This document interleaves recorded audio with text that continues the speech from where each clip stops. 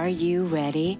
The Kornelia Stephanie Show. Wake up to love, your call to action. Join Kornelia as she empowers others to live heaven on earth. Kornelia teaches listeners how to be the authority over yourself, embracing your inner guru. Feel yourself uplifted into limitless expansion, integrating ease and grace in a changing world. This show will cover topics such as unconditional love, your physical body, how to be in extraordinary relationships, create financial and emotional wealth, embracing entrepreneurship in the new earth.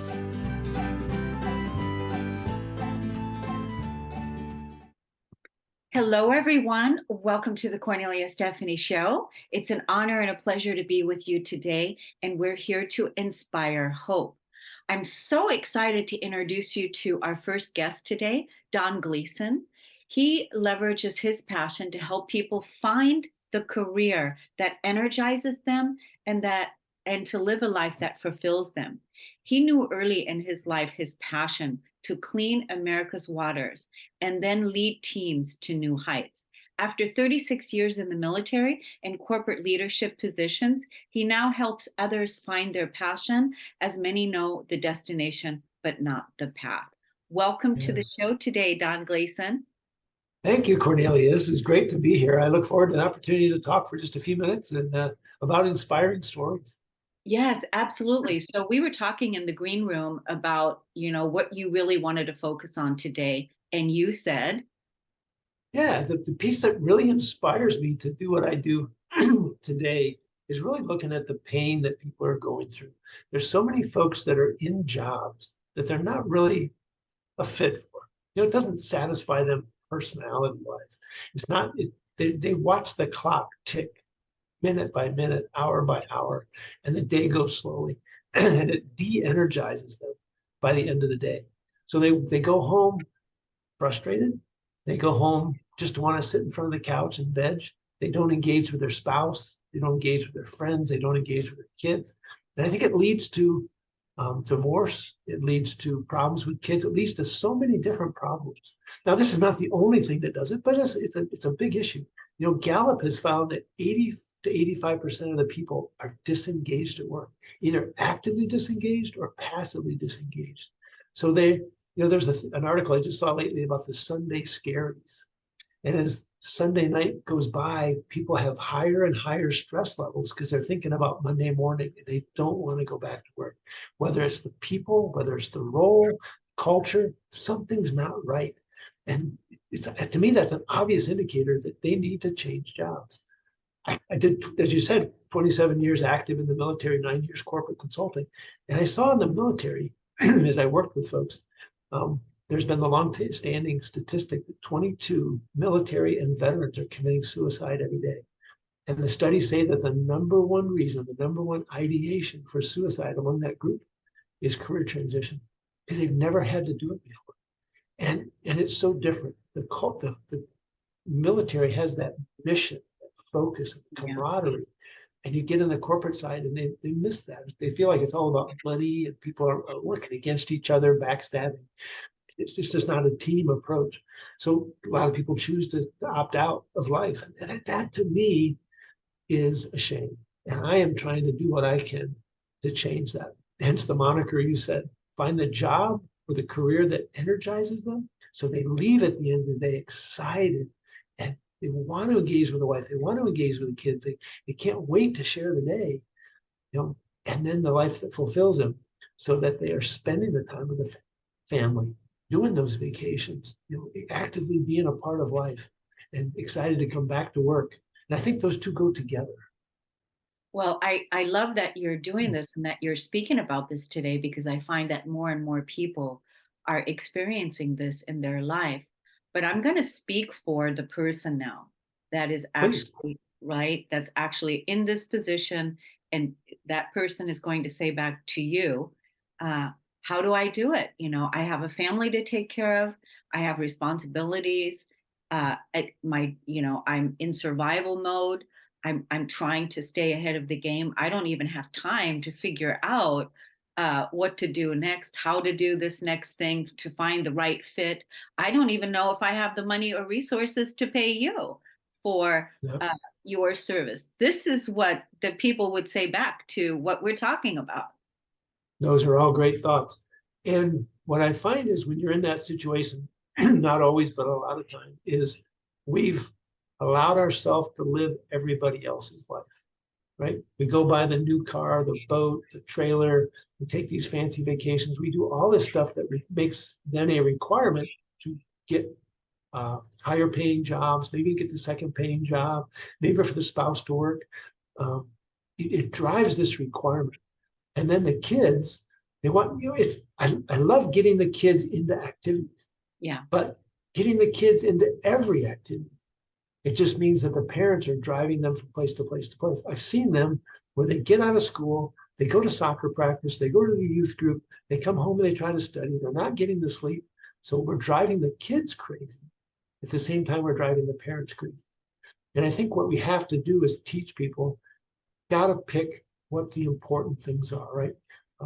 Focus on the main things. Make the main thing the main thing. And if that's the family life, if it's the job, if it's one activity, learn how to say no. Dave Ramsey has a lot of fun on his talk show sometime. He says, no is a full, complete sentence. Mm-hmm. But you've been in church where somebody comes up to you and says, hey, would you do this? You feel so much pressure to say yes, but then you're trying to figure out, how am I going to add one more thing to my schedule? Right? Yeah.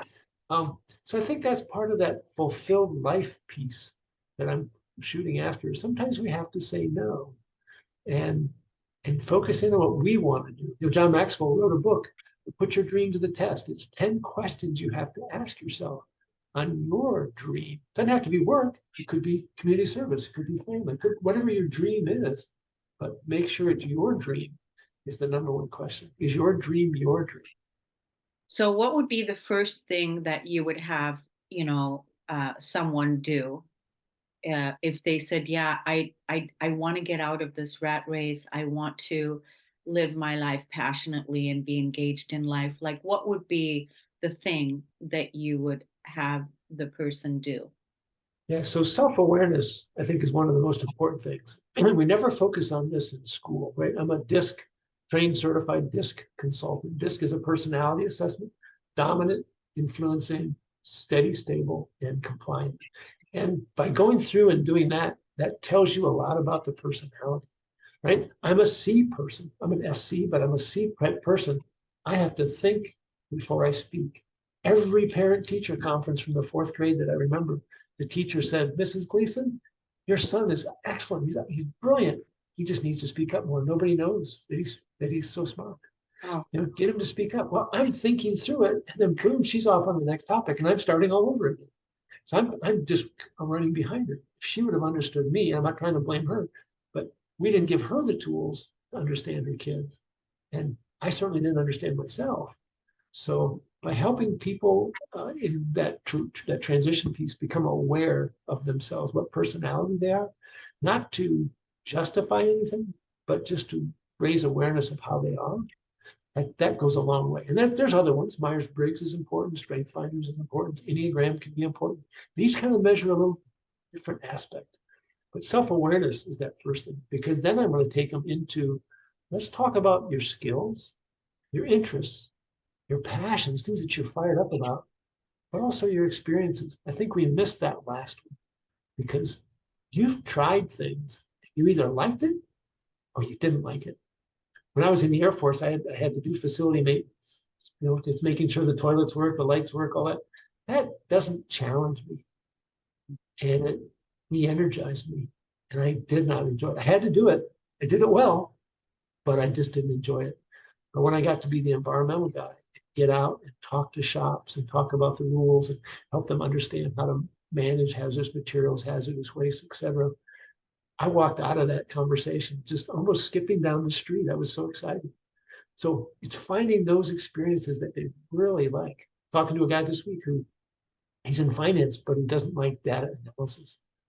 He's in the wrong job. He's in the wrong job. So now we're trying to go through, based upon experience, he likes leading teams, is how do we bring that together? So we were just talking yesterday and he did a DISC assessment for me this morning. We're going to get together and walk through that. I think self-awareness is that first part. Yeah, I really like that idea that I can totally relate to you skipping down the street after you were in your passion, you did your talk and you did that because you really want to. It's our nature to want to share our gifts, what we're really good at, what we're really excited about, what Mhm. we to be, really to be in service to other people, but also to ourselves, in that we're in service to expressing our gifts, That's right? right. Yeah. That's right. So Yeah. how do people find you? Like what how, take us through how does one contact you, and then also setting up an appointment, and what would be the first steps? Yeah. The one place I try to get people to go to is LinkedIn. Ah, LinkedIn is a great job hunting platform, but it's also a great networking platform. Too mhm. many people, once they get a job, they stop using LinkedIn until they're looking for the next job. And that's too bad because you've got to keep that network going. So I try to get people to use LinkedIn. And I'm the only Don Gleason using the middle initial L. So Don L. Gleason, only one there. So if you go there, send me a connection note with a quick thing of, hey, I heard you on Inspiring Stories podcast. I would love to have a conversation with you. And then I'll send you my link and we can schedule a time on the calendar just to have a 30-minute discovery, just to see if there's something I can do to help you. Not saying I can help everybody, but I think I can help a lot of people. Sometimes I just help them connect to somebody in the network. They say, I think I know what I really want to do, and I just don't know who to talk to validate it. So maybe I just connect to somebody on the IT side or the Homeland Security side or whatever. Built a big network um, through my 41 years, hard to believe. And so I just connect to somebody. And maybe it's kind of go through my program because too many people go right to the resume, they stop and don't figure out the what next piece. But that drives everything else. So just having a quick discovery call, see if it really can work. Yeah. So the people that you've helped and that that have worked with you, uh, Mm-hmm. how did their lives change? Oh, just to use one individual. He was a major meteorology in the U.S. Air Force. And when he was getting out, he said, the last thing I want to do is be a meteorology guy on TV, whether it be the Weather Channel or a local channel. I said, so we talked for about an hour and came down to, what did you really enjoy? He said, when I was the head meteorologist, oil spill horizon in the Gulf of Mexico, working right for the 3-star General Henri, and he challenged me to use meteorology to predict water flow and currents and airflow, and all those different things. He just loved that piece. Well, he just about 2 or 3 months ago started a GS-14 position at the Department of Homeland Security in FEMA. And he is on top of the world. He's loving the job. He gets to spend 1 week a month in DC, 3 weeks back at home here in San Antonio. And so he gets family time. He's finding that career that energizes him and life that fulfills him. It was a really good balance, isn't always the right word, but maybe harmony, Yeah. right? So I think I got a number of situations like that, testimonies. Got some of them on my LinkedIn, and I'm getting more to really talk about how people have found the right thing. Yeah, I think that's Mhm. such a powerful service and mission that you have. Thank you so much. May everyone feel connected to their mission and their passion and live their Right. life engaged like you're inspiring us to do. Thank you so much, Don Gleason, for coming on the show today. We're going to take a break on the Cornelia Stephanie Show. We'll be right back.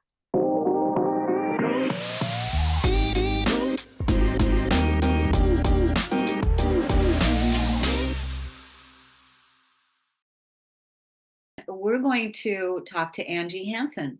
She's been through tremendous loss in her life.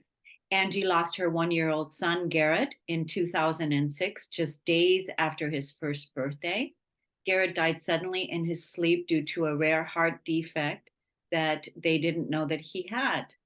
Angie's husband, Jack, was diagnosed a year later in October of 2007 with terminal cancer, ocular melanoma.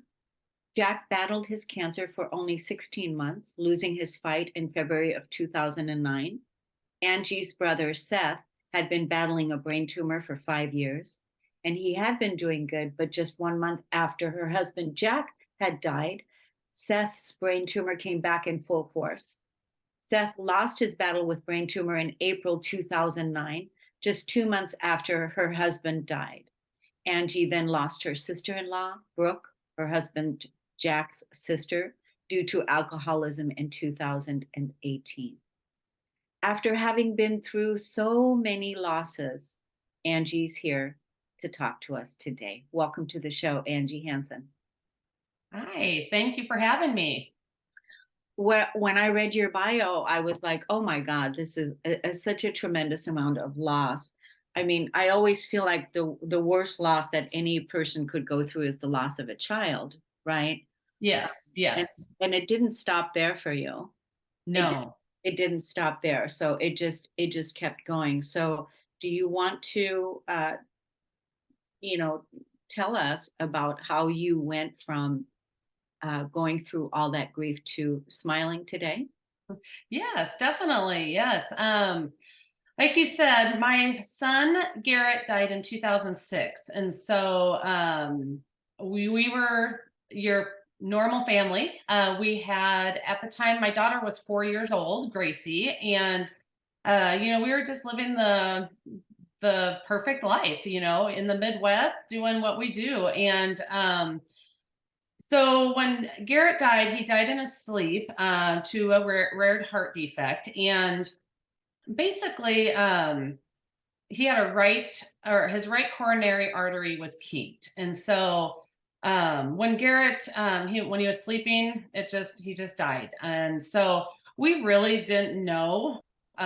This was kind of new to us. Everything was new to us, my Yeah. husband and I, and so we really just kind of leaned into family and friends at the time, and we started the journey of figuring out how to live life after such tremendous loss. And it took us a while to kind of just get back on our feet again and really just find our new normal, I guess it was. And when we finally found some footing, I would say we were not in a perfect place, and but we were starting to live again, and we were starting to see the light again. And that's when Jack, he traveled quite a bit for his work, and so he came home from a work trip, and he was just telling me that he had something wrong with his eye. And he said it just bothered him. Was there something in it? So I kind of looked, and I didn't see anything. So this went back and forth. He went to the doctor, he got drops, he got went to the ophthalmologist, and then finally in October of 2007 he was diagnosed with ocular melanoma. So he had a tumor in his eye, which had spread at this point to his brain and his liver and his spleen. And so we were told that Jack's fight was gonna, ultimately end in death. And so we didn't know how long that was gonna be. It could have been, 5 years, 10 years, we didn't know how long, but we were going to fight with everything that we had, and we were not going to give up. And so, not to say that our son, the grief of our son went on the back burner, but it wasn't at the forefront of our mind because we were fighting for Jack's life. And so then we went through life just moving forward, really leaning into our family and our friends still and our faith. And we got to the point where, we knew that Jack was going to lose his battle sooner than later. And, and I've always kind of said, I started grieving Jack the day that he was diagnosed because they told us, and I knew I was going to be a young widow. And, not that I didn't ever stop holding out hope. I just really knew that our time that we thought we were going to have forever was going to be cut extremely short. And so in December of 2008, he was told that, the spread had spread everywhere, and he had about 6 to 9 months to live, and he only lived 2 months. And so he lost his battle February 8th of 2009. And we lived on an acreage. And so my younger brother, Seth, he lived there with his wife in the little house. We had the big house, and he had they rented the small house. And And when I say rent, they rented it for, pretty cheap, but they lived there. And then Seth had been battling this brain tumor, and he had had it removed twice before, and it was always graded stage 1. So it was never, never a concern. He never had to do chemo or radiation or anything. And then in March, about a month after Jack died, he started having some issues, and headaches and just dizziness went back. And sure enough, the tumor had grown back. So he had his third brain surgery on March 13th. And he battled. When it came back this time, it came back that it was about a grade 3. So it was coming back with force. And he ended up losing his battle with it April 7th of 2009. So almost exactly 2 months after my husband had died. So, at that time, my daughter, her birthday's in March. So she lost her daddy when she was 6. And then she was 7 at the time when her uncle died. And then, my biggest thing at that point was like, I had 2 choices. My 2 choices were, I could lay in bed all day. Could become a crappy mom. I could not live life. I could just, sit there and suffer, or I could get up every day, live for my daughter, live for us, create a life that was happy. And so I chose that route. And I'm so happy I did. I leaned into my friends, and it was hard to lean into family at this time because, everyone was going through the same stuff. Everybody was going through the same grief. We'd all lost people. Yeah. So that was kind of just the beginning of our big grief journey. So did you already have a belief in God or your higher power or your spirituality before that happened? Did you already? Yeah, I did. I did. I believed it. When Garrett died, we did not have a church family.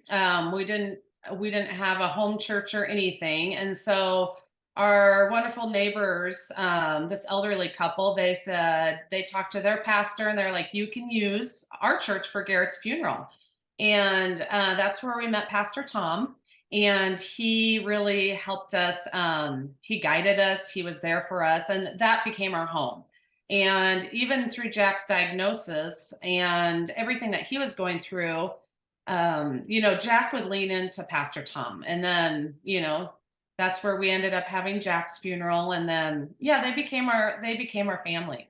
Well, it's good that you had, support and around you with all of that. The reason I asked you about did you already believe in God? Did you already have a relationship there? Because what that would bring up for me, if I were you, is I would feel like God took all of my people, my family, everyone from me, my husband, my son, my brother, my sister-in-law, and I would feel like, I would be really upset. So that's what that brought up for me. That's why I asked you that question. But we only have less than 2 minutes left, but I do want to share with people how you turned that grief into triumph and what you're doing now to help others. So in 1 minute, give us social media handles and tell us how we can find you, and then what you're doing and how people can support you going forward. Okay. Yes.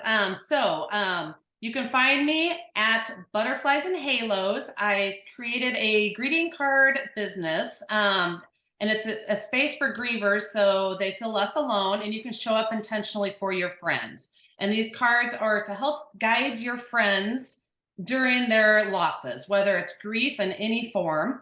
And these cards they're not your typical Hallmark card. They're cards that speak hope into the grieving heart. And they're all my words and everything that I've gone through. So they're words of hope.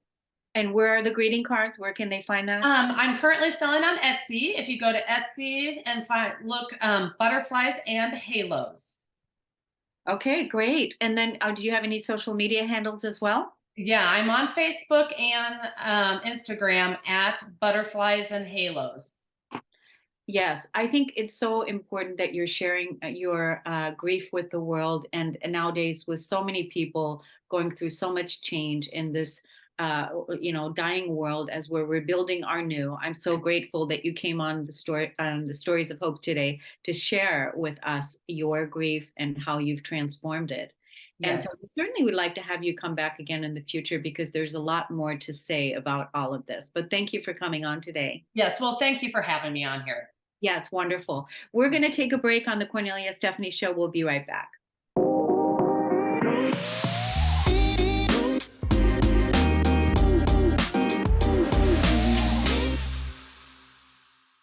We're going to help you find your voice with my next guest, Jennifer Espinosa-Goswami. She is a certified holistic speaker coach at Weightless LLC, who helps small businesses leverage their expertise through paid public speaking. A Coach of the Year finalist from International Association of Women, Jen is an international speaker who has been featured on Authority Magazine, Thrive Global, Women's Health, and numerous podcasts. She holds a master's degree in leadership from Augsburg University and has served on several nonprofit boards.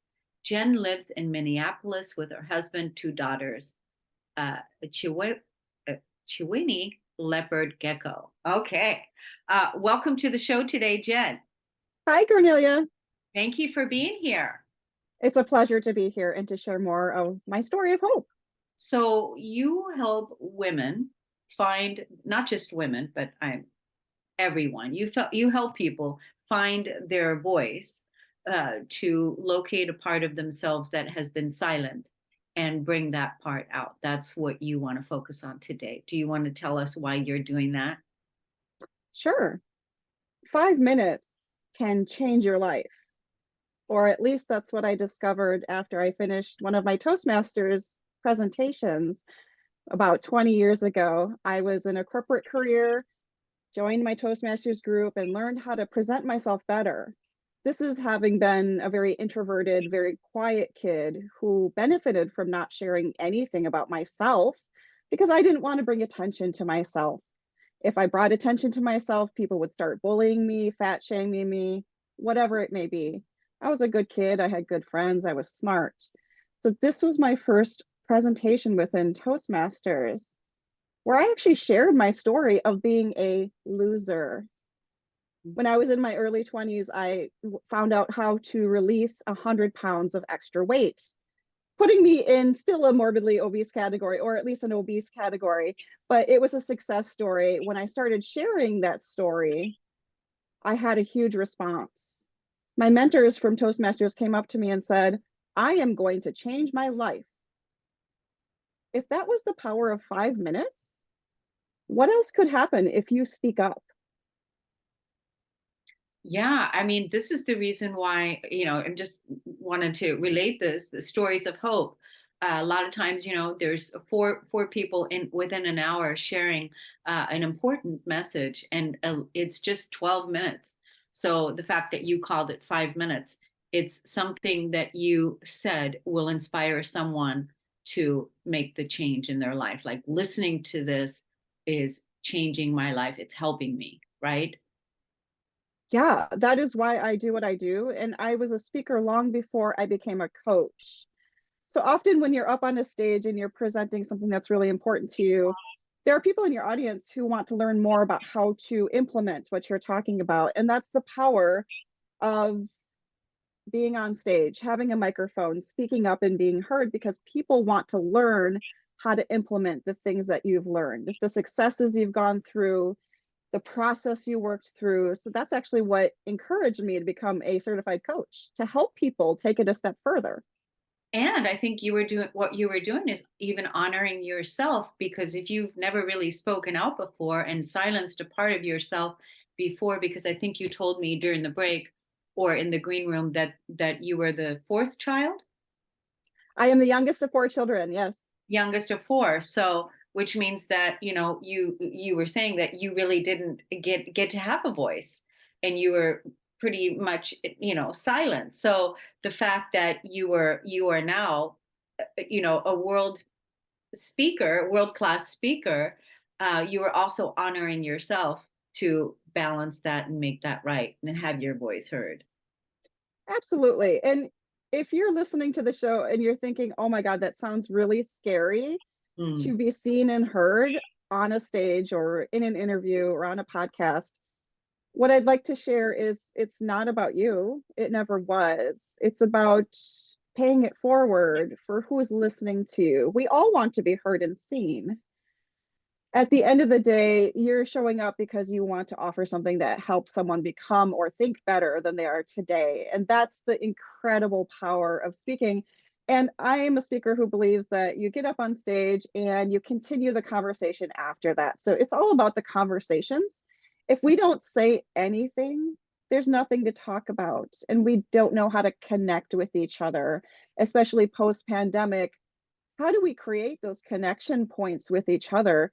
Well, some of us are losing the skill of doing that. And sometimes you have to be the one willing to stand up and speak up and say, this is not what I'm going to stand for right now, or this is what I do stand for. And I care enough about it that I want to start this conversation.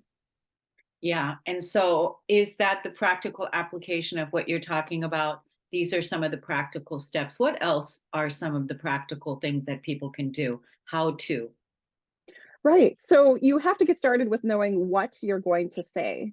And in my work with coaching clients, we start with a signature speech. So a signature speech is your signature story, your main talk, whatever you want to call it. There are many different names for it. It has to be at least 15 minutes long and up to 65 minutes long, just depending on what platforms you're going to share this story with. Today, we're doing a 15-minute segment, so I might do one piece of my signature story.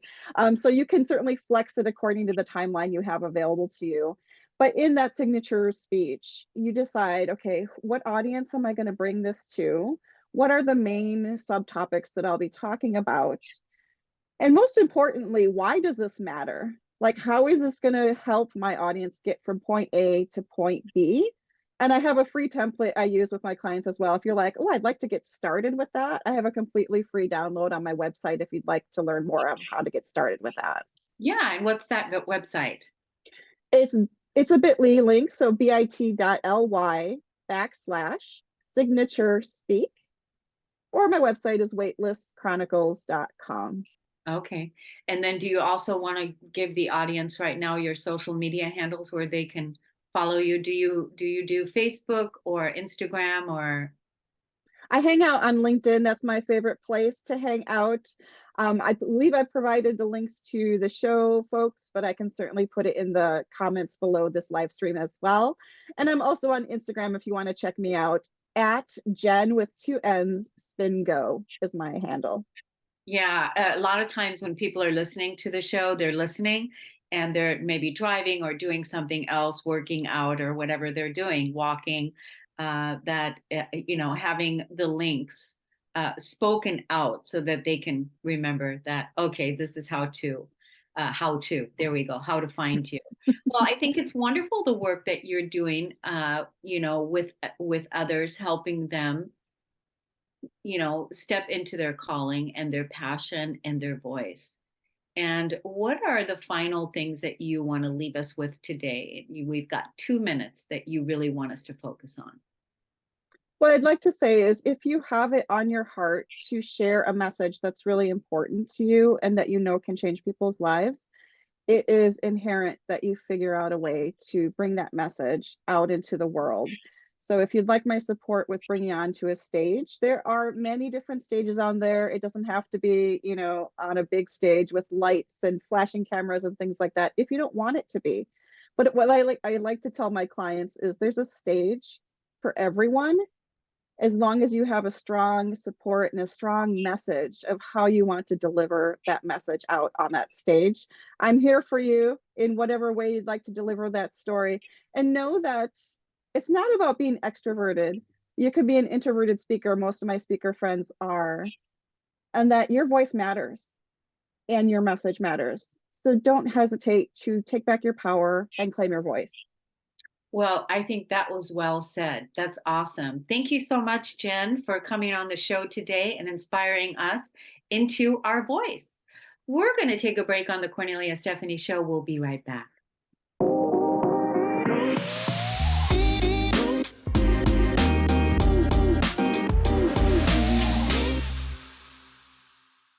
Welcome back, everyone. My next guest, Dave Champmoore, is a Cincinnati native who came to Los Angeles to pursue his dream of acting. After he booked his first project, he began working steadily in commercials, TV shows, and other media projects. He also expresses his creativity with his writing, as he's a 2 times published author and podcast host for Keeping It 1000. In his spare time, he organizes nonprofits and charity events for the Special Olympics and the National Breast Cancer Foundation. Welcome to the show today, Dave the Champ Moore.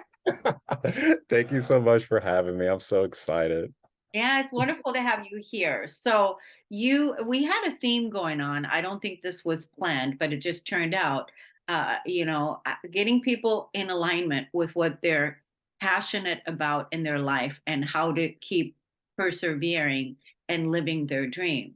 So you are, an actor, you've got a podcast, you're an author, you're helping nonprofits, you do a lot of things. You seem like a really fun guy. Well, thank you. Yeah, definitely was a little bit of back against the wall during those times and persevering throughout. And that's why I kind of do what I do. The creativity is an outlet, it's a way to express myself. I could piggyback with the podcast real quick.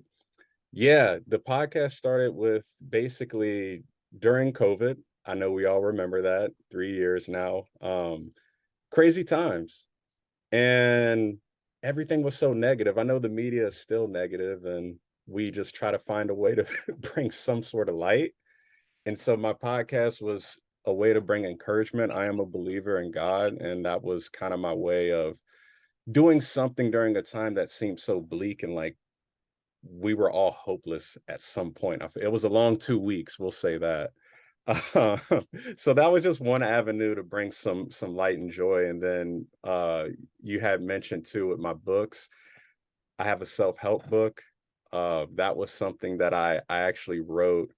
Sorry, am I saying too much about it so far? Are we good? No, you're good. You're good. Okay. Keep going.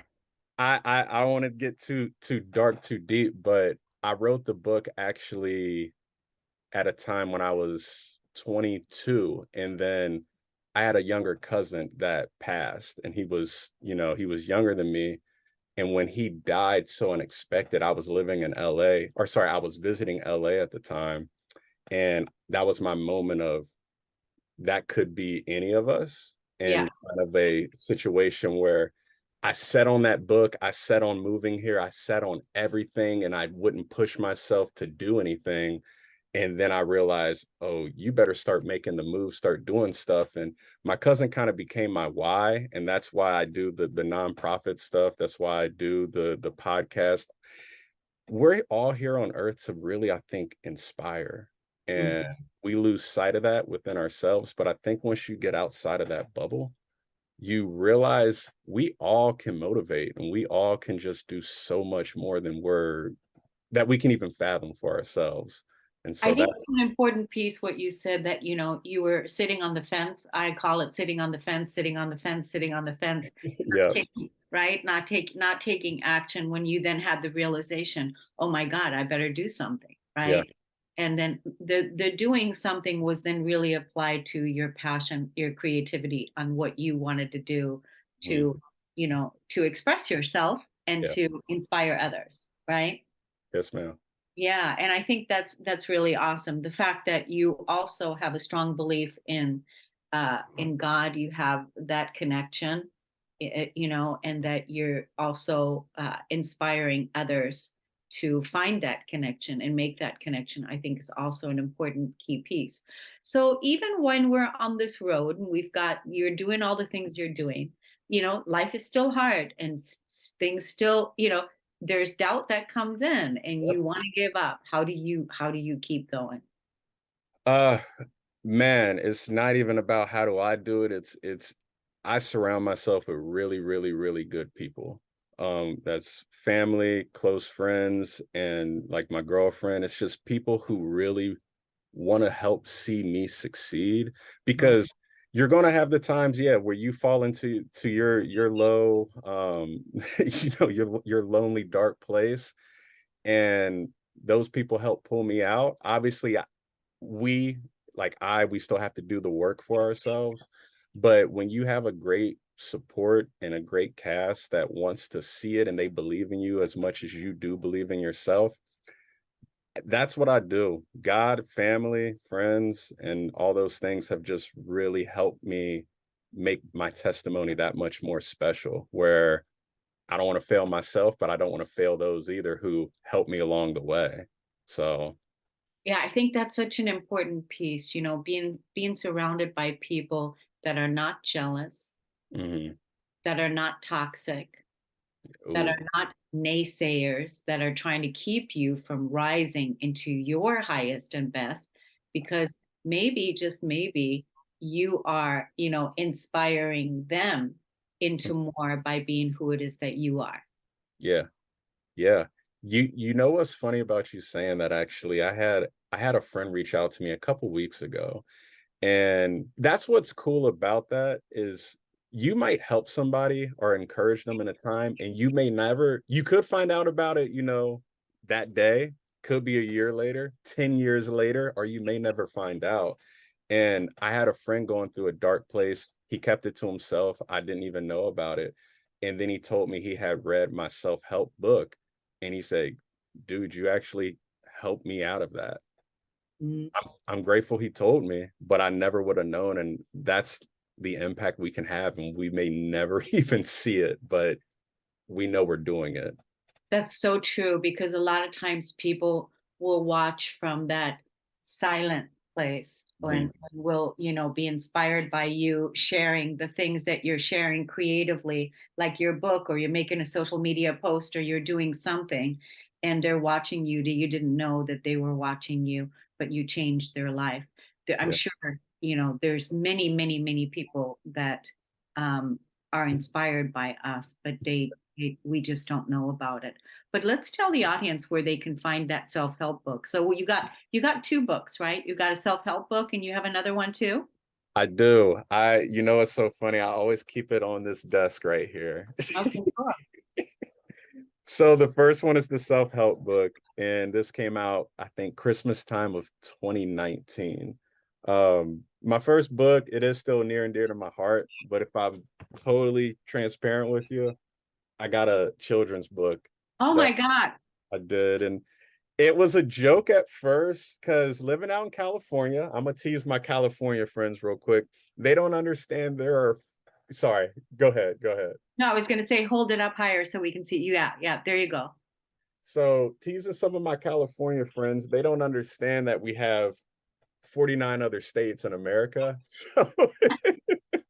So I made this book because as a kid, I didn't realize, I could actually travel. Being in Ohio, I just played sports my whole life, and I didn't understand that I could leave the walls of Ohio, travel, and do so much. And so I started doing it, and then I realized, hey, I can make a little book out of it. So it's a fun book that actually does like facts about all 50 states, and then it's something that not only can educate the youth, but it actually educates adults too, and you can Oh, learn a lot. So oh, totally. I totally could see that the adults could learn from that as well. But I love the children's book. And like I said, I didn't know you, but I said you are a fun guy. oh, thank And you. it's true, because it's the vibe you have. You have this vibe of, being fun in your expression.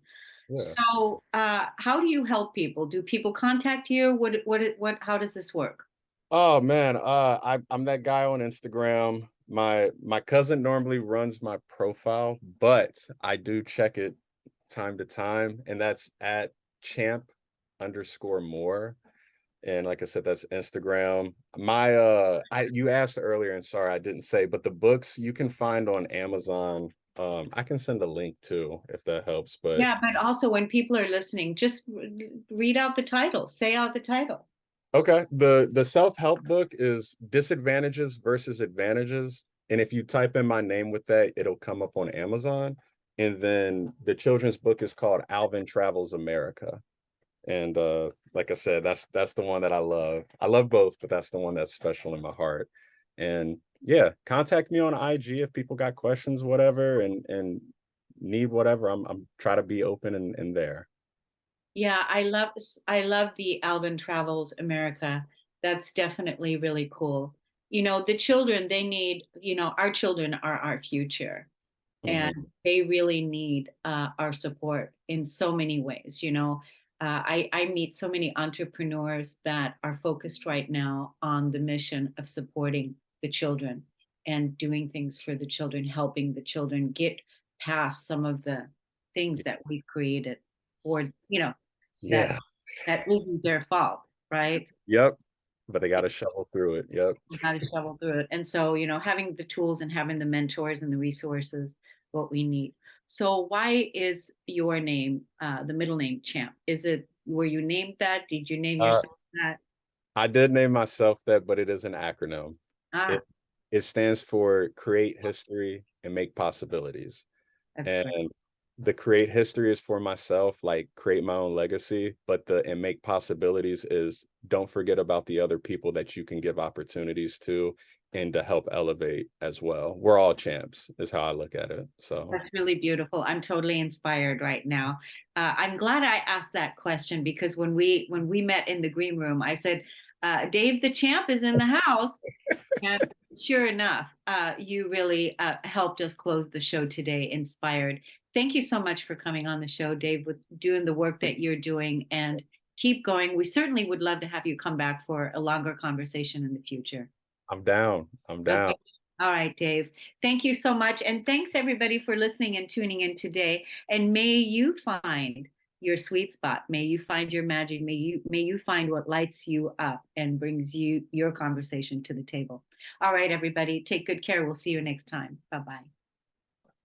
You've been listening to the Kornelia Stephanie Show, Wake Up to Love, your call to action. Tune in each week on Transformation Talk Radio. Kornelia's joy is to engage others in practical ways, showing us how to live in the new earth in harmony with our true nature. For more information on Kornelia and her extraordinary work, or to listen to past shows, go to her website at korneliastephanie.com.